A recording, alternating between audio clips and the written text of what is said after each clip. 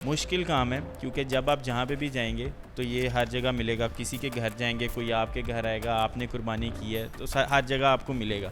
तो इसका मतलब ये नहीं कि अगर हम मना कर रहे हैं तो मतलब ये नहीं होता कि बिल्कुल ही आप मना हो जाएं, लेकिन ये होता है कि आप टेस्ट करें, ज़रूर करें।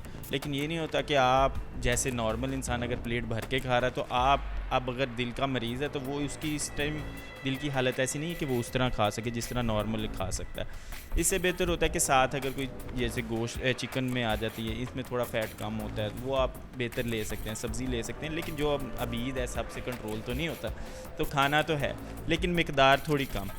एक तो ये चीज़, दूसरा ये दिल के साथ साथ लोगों को मैदे के बहुत मसले होते हैं क्योंकि पंजाबी हैं हम, स्पाइसी खाना तो हमारे खून में स्पाइसी खाना है। तो जब स्पाइसी खाएंगे और बहुत ज़्यादा खाएंगे तो मैदा ख़राब होगा।